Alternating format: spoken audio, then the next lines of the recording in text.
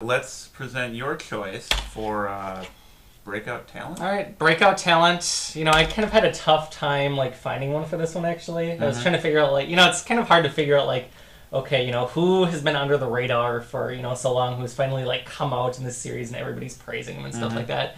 It was kind of hard for me to figure someone out for that, but again, I'm going back to Animal Man with Jeff Lemire. I think that's a good choice. Yeah, he's had things in the past like Sweet Tooth, like I mentioned before. I think Essex County is what he's done before, which I think was nominated for an Eisner if it didn't win anything.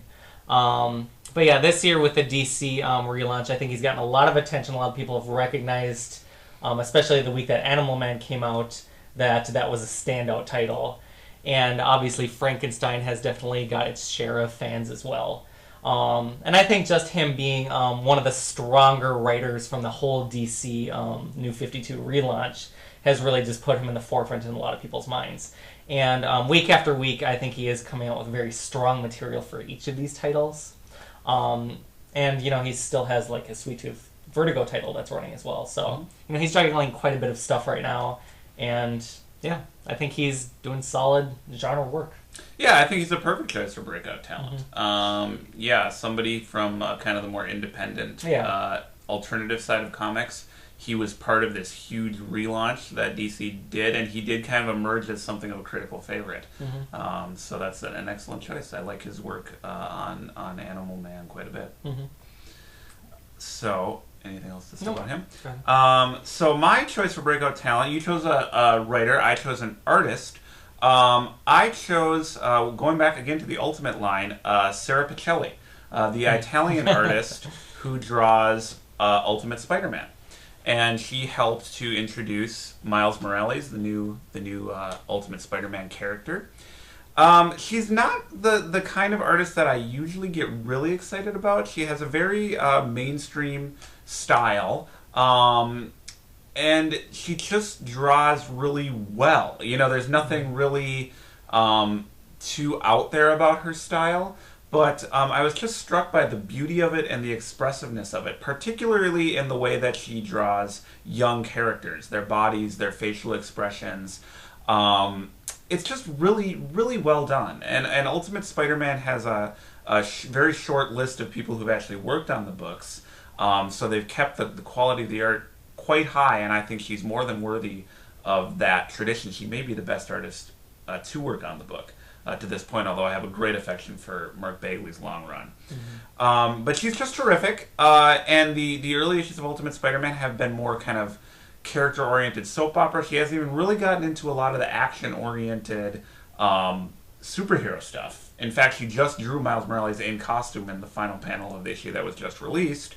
But I'm confident that she will do as good of a job with the more action-oriented storylines as she does with the more domestic stories.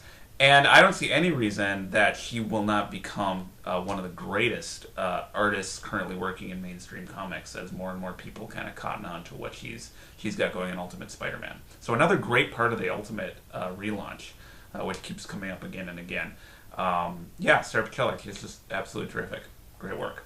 Yeah, I like her stuff too. And obviously she's impressed somebody at Marvel if they put her on this flagship Ultimate title, so yeah. Yes. High profile title too with all the media attention that Spider-Man has gotten in the last year. Yep, so she's doing great work there. Yeah. Okay. Do you think anyone is still watching this at this point? It's hard to imagine. I hope they took a break for lunch. Well, okay, so now it's time for favorite character.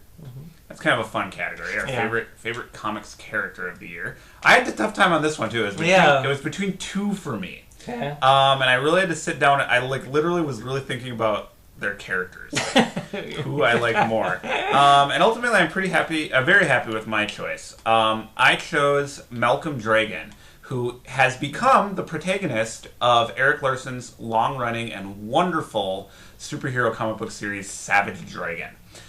So Malcolm Dragon is a teenage hero, the son of Dragon, who had been the protagonist of the book for most of its run. We talked about this before in our Savage Dragon episode. Dragon turned evil, was killed off. Malcolm at that point sort of inherited the mantle of his father and has been the protagonist of the book, or co-protagonist along with his sister Angel, for most of this year. And the character that I also wanted to put in this spot was Miles Morales from Ultimate Spider-Man. And ultimately, I thought, when I read the first issue of Ultimate Spider-Man, I think that day I remember I read one of the early issues that really focused on Malcolm as the protagonist of Savage Dragon. And I was just sort of struck. I'm like, oh, this is interesting. This is like two mainstream superhero comic books, both featuring new leads who are inheriting the mantle of a classic character, both of whom are biracial.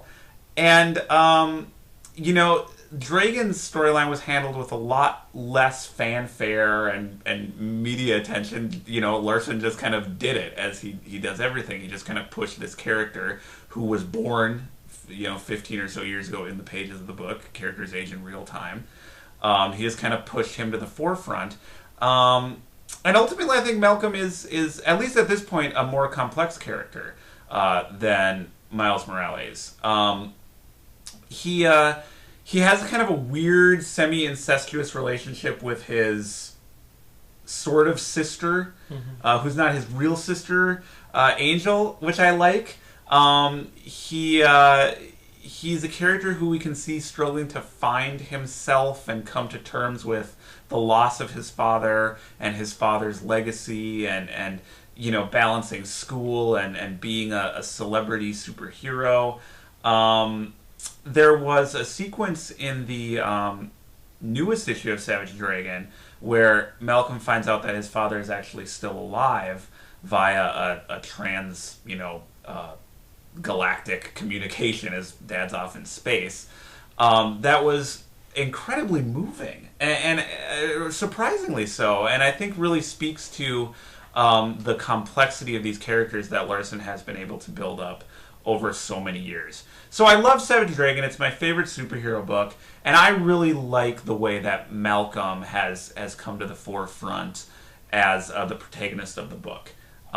So for me, he was the most interesting character of 2011. I really like reading about him, and he has a cool lightning punch. When he punches people, it can make lightning come out of his hands.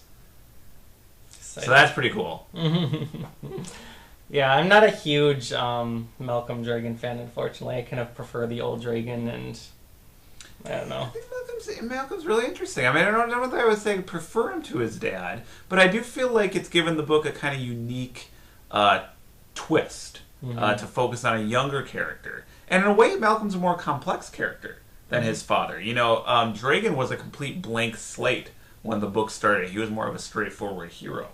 Malcolm has a much more complex backstory. I mean, he was raised for a time by this evil cult called the Covenant of the Sword. Then he spent many years in Dimension X, a kind of negative zone type dimension with all these other kids just trying to survive. And he's got the sister, but not really a sister, that he maybe kind of has a crush on. There's a lot going on with this kid. There's a lot going on with it's interesting. It's fun to read about. Cool. Miles Morales was also my runner-up, but which is kind of interesting. Obviously, a cool new character that was introduced to the Ultimate line this year. My favorite character of the year, though, was actually Moon Knight, which I have not liked Moon Knight comics in the past at all, but I think Bendis and Maleev's run is really solid.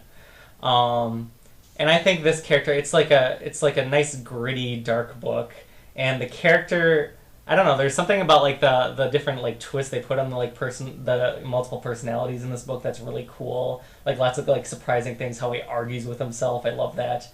But also he's just like a like charming, kind of sexy character a little bit. And I like his relationship that he has going on with Echo, who was a former Avenger in the title.